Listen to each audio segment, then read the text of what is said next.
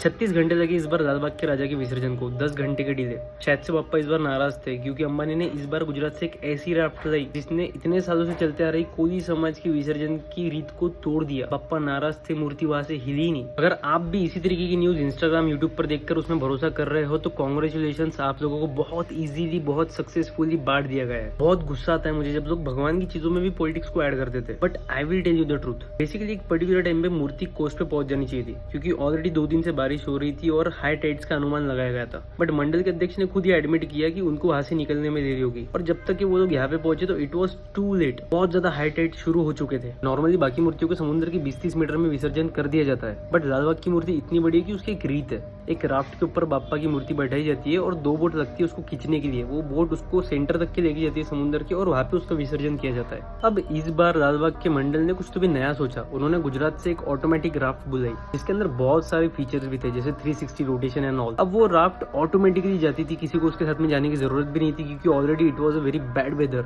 Raft मूर्ति का विसर्जन करती थी, रिटर्न आ जाती थी। It was a severe way क्योंकि already it was lunar eclipse और पूर्णिमा के चांद में समुद्र की वेव्स कैसे काम करती है तुमको भी पता है। अब किसी ने कहा कि इश्यू ये है कि ये राफ्ट गुजरात में बनी है, क्या फर्क पड़ता है चाहे वो गुजरात में बनी हो, आसाम में बनी हो, केरला में बनी हो, बनी तो इंडिया के अंदर है।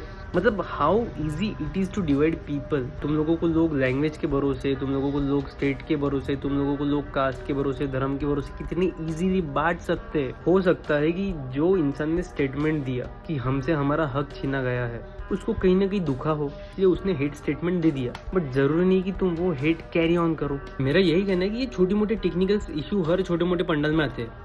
लालबाग में भी वही गणपति बैठे है जो तुम्हारे घर के पंडाल में है। हाँ, मान्यता अलग अलग हो सकती है, बट हर चीज में हेट ढूंढना बंद करो। किसी से भी इजीली मैनिपुलेट होना बंद करो। लोग तुमको बहुत इजीली बांट देते हैं, धर्म, जात पात, लैंग्वेज, कोई भी चीज में, स्टेट में तक बांट दिया। लोगों को ये प्रॉब्लम थी कि वो जो राफ्ट है वो गुजरात में बनी थी। हर चीज में पॉलिटिक्स ऐड करना बहुत बुरी बात है। आप बेवकूफ बनते हो क्योंकि आप बेवकूफ हो। मेरी यही रिक्वेस्ट है कि हर चीज में पॉलिटिक्स को मत डालो, स्पेशली फेस्टिवल्स में, क्योंकि ये फेस्टिवल्स ही हमारी पहचान है।